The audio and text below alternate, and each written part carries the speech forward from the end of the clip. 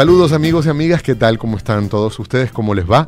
Nosotros estamos de lo mejor aquí en Luz Radio y con muchas ganas de continuar compartiendo con todos ustedes estos diálogos, estas conversaciones que sostenemos todas las tardes y que es una forma de compartir saberes con toda nuestra audiencia. Les cuento que ciertas cosas uno puede aprenderlas o no, a voluntad por ejemplo. Como nadie es capaz de saberlo todo, no hay más remedio que elegir y aceptar con humildad lo mucho que ignoramos. Ahora bien, otras cosas hay que saberlas porque en ello nos va la vida. Es preciso estar enterado, por ejemplo, de que saltar desde el balcón de un sexto piso no es cosa buena para la salud, o de que una dieta de clavos y ácido prúsico no permite llegar a viejo. Pequeñeces así son importantes. Se puede vivir de muchos modos, pero hay modos que no dejan vivir. En una palabra, entre todos los saberes posibles, existe al menos uno imprescindible, el de que ciertas cosas nos convienen y otras no, si queremos seguir viviendo. De modo que ciertas cosas nos convienen y a lo que nos conviene solemos llamarlo bueno, porque nos sientan bien. Otras, en cambio, nos sientan pero que muy mal. Y a todo eso lo solemos llamar malo. Saber lo que nos conviene, es decir, distinguir entre lo bueno y lo malo, es un conocimiento que todos intentamos adquirir.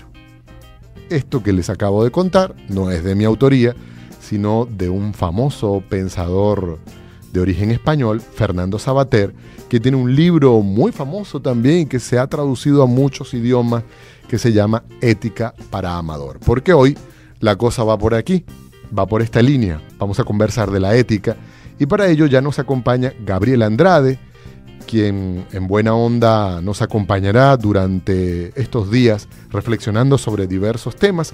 Es profesor de la Universidad del Zulia y su área de pasión es la filosofía. ¿Cómo estás, Gabriel? ¿Cómo te va? Hola, Alexander. Gracias por la invitación. Bueno, hoy va de ética. Queremos ver un poco eso porque se está hablando de ética hoy en el mundo, en nuestro país, pero también se está hablando muy ligeramente de la ética. De entrada, ¿qué es esto de la ética? Que también algunos le llaman la moral también. Sí, hay una confusión hay una discusión si son o no sinónimos, ¿no? Ética es un término que viene del griego, ethos, que significa costumbre, y moral viene del latín, que la palabra latina es mos, que también significa costumbre.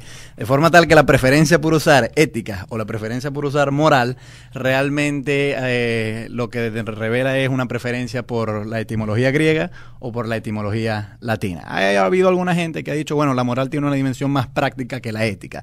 Eso que tú acabas de leer sería más bien un texto de ética en el sentido de que trata de hacer una disertación sobre qué es lo bueno, mientras que la moral más bien es la dimensión práctica de qué es lo bueno. Es decir, una vez que hemos decidido qué es lo bueno, ¿cómo hacer para emprender acciones buenas? ¿Será por eso también que las religiones del mundo, o en especial el mundo cristiano, siempre ha hablado de moral? Porque trata de imponer una práctica sobre lo que ellos piensan que es lo bueno.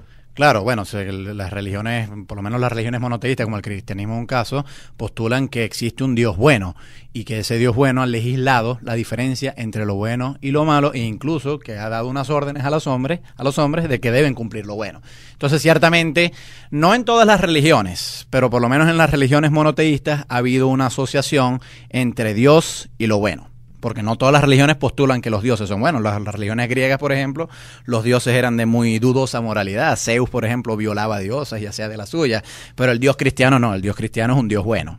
Entonces hay una asociación muy vinculante entre la idea de lo bueno y la idea de Dios. Ahora, si las etimologías de estas dos palabras son similares, costumbre, que yo sepa, hay buenas y malas costumbres. O sea, habrá una ética buena y una ética mala. Es que ese es el problema, que uno no puede definir la ética en función de la costumbre. Y por eso es que la etimología es engañosa. Porque puede haber, por ejemplo, yo puedo tener la costumbre de que cada vez que veo a un niño quitarle su caramelo y darle un coscorrón. Eso ciertamente es una costumbre, pero el hecho de que sea común no implica que sea bueno. En filosofía, un autor muy famoso que se llamaba G.E. Moore, un autor de principio del siglo, identificó una falacia en filosofía es un razonamiento falso. Identificó una falacia que vino a llamarse la falacia naturalista. Hay mucha gente que cree que porque algo ocurre, eso implica que deba seguir ocurriendo. Por ejemplo, en los debates sobre la homosexualidad, muchas veces la gente debate si eso es contra la naturaleza, o si realmente en la naturaleza hay homosexualidad. Bueno, eso es realmente irrelevante respecto a si la homosexualidad es buena o no. Es decir, el hecho que ocurra en la naturaleza no implica que deba ocurrir.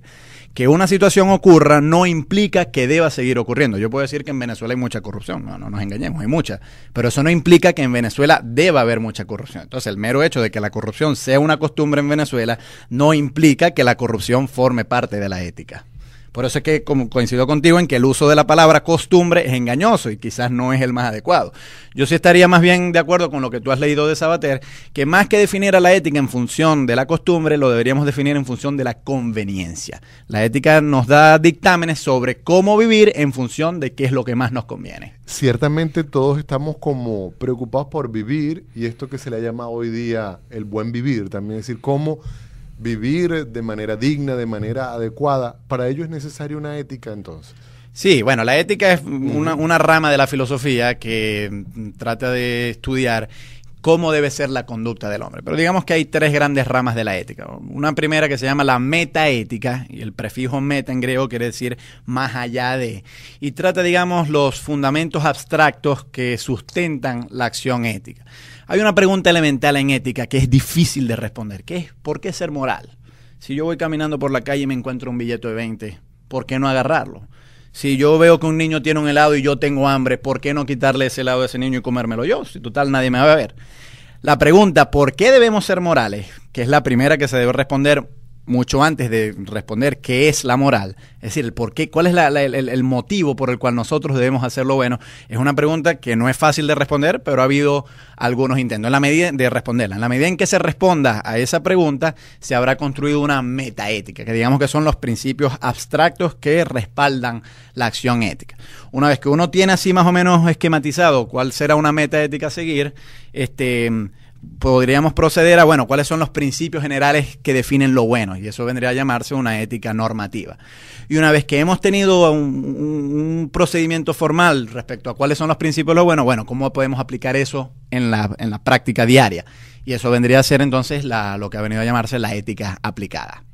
Estamos conversando con Gabriel Andrade. Hoy estamos conversando sobre algo que parece como abstracto, que parece como para que se discuta en foros con gente que piensa mucho, pero cuando miramos la ética es de la vida cotidiana. Claro, de hecho, todos los ejemplos que has puesto son de la vida cotidiana. Sin duda, ¿no? Sin duda. Y de todas las ramas de la filosofía, la ética es la que tiene mayor dimensión práctica. Es decir, porque como dice Sabater en el texto que tú acabas de leer, todos necesitamos tener un mínimo conocimiento respecto a qué es lo que nos conviene. Y eso no nada más concierne a filósofos o a profesores de radio o a operadores de radio, sino a cualquier persona. Estamos conversando con Gabriel Andrade. El tema de conversación del día de hoy es la ética. ¿Cuál es la ética que usted tiene? ¿Por qué principios, por qué costumbres usted vive y se desarrolla? Todos las tenemos, pero vamos a seguir profundizando este tema luego de este tema musical que de seguro, si lo analizamos bien, también nos hablará de la ética.